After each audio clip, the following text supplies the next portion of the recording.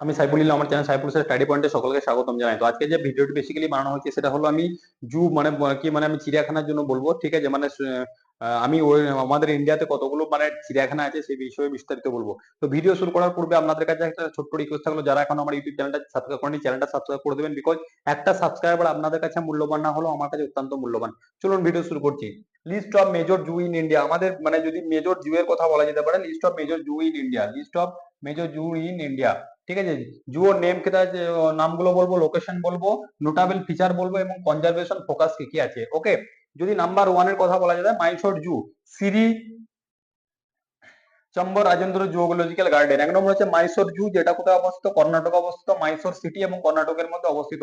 Okay, list of major zoo in India, list of major zoo in India, এক নম্বর হবে মাইসোর জু, যেটা মাইসোর এবং কর্ণাটকের মধ্যে অবস্থিত। Notable feature, one of the oldest zoos in India, focus on the native Indian species, breeding programs for the Indian animal like ascetic lions and the Indian star tortoise. ওকে, এক নম্বর হচ্ছে মাইসোর জু, যেটা অবস্থিত মাইসোর মানে কর্ণাটকের মধ্যে। 2 নম্বর এরিগনার আন্না জুওলজিক্যাল পার্ক, যেটা চেন্নাই তামিলনাড়ুর মধ্যে অবস্থিত।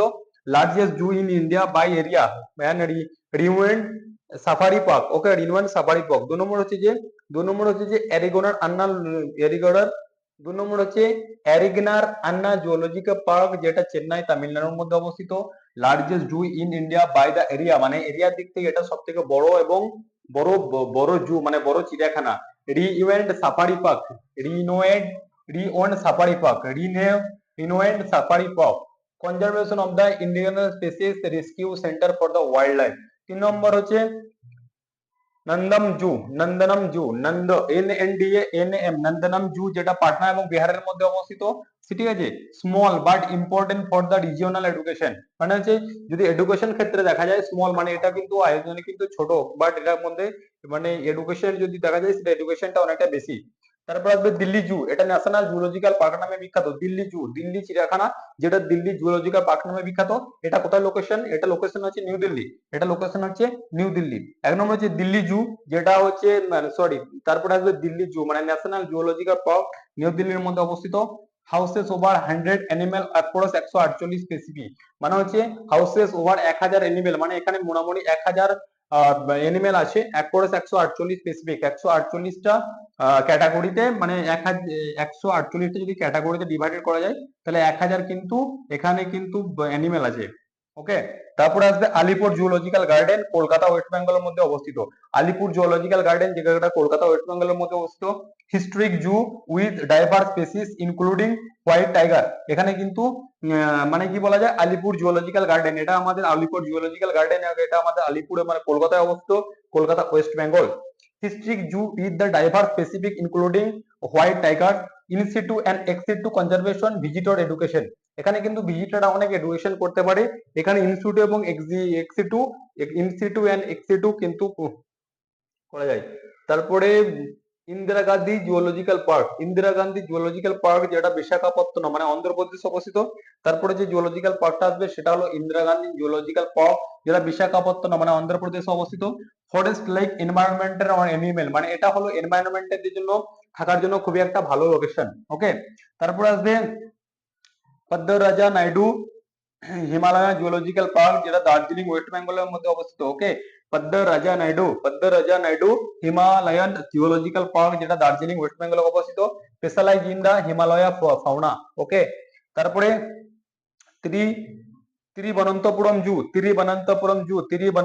যেটা কেরালার মধ্যে অবস্থিত। ফার্স্ট জু ইন কেরালা, এটা কেরালার মধ্যে প্রথম জু।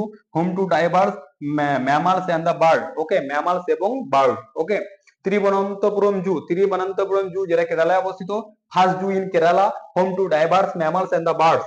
তারপরে গুয়াহাটি জু আসামের মধ্যে অবস্থিত। এটা কোথায় অবস্থিত? আসামের মধ্যে অবস্থিত। গুয়াহাটি জু কোথায় অবস্থিত? গুয়াহাটি জু আসামের মধ্যে অবস্থিত। Notable for large variety রেইনহর্সেস।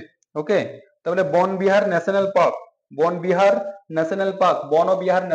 যেটা ভোপাল মধ্যপ্রদেশের মধ্যে অবস্থিত।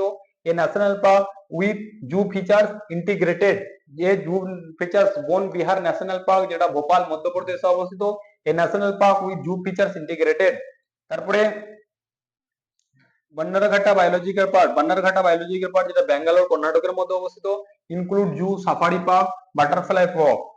তারপরে স্কারাবগ জু, স্কারবাগ জু যেটা গুজরাটে অবস্থিত, জুনাগড় জুনাগড়ের মধ্যে অবস্থিত। তারপরে কমলা নেহরু জুলজিক্যাল পার্ক যেটা নাগপুর মহারাষ্ট্রের মধ্যে অবস্থিত।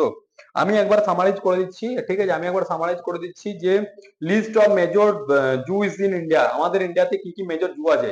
এক নম্বর হচ্ছিল মাইসোর জু, যেটা হলো সব থেকে ওল্ডেস্ট জু। এক নম্বর হচ্ছে মাইসোর জু, 2 নম্বর হচ্ছে এরিনগড় আন্না জু, 3 নম্বর নন্দনম জু, 4 নম্বর দিল্লি জুলজিক্যাল পার্ক মানে হচ্ছে দিল্লি জু, তারপরে আলিপুর জুলজিক্যাল গার্ডেন, তারপরে ইন্দিরা গান্ধী জুলজিক্যাল পার্ক, তারপরে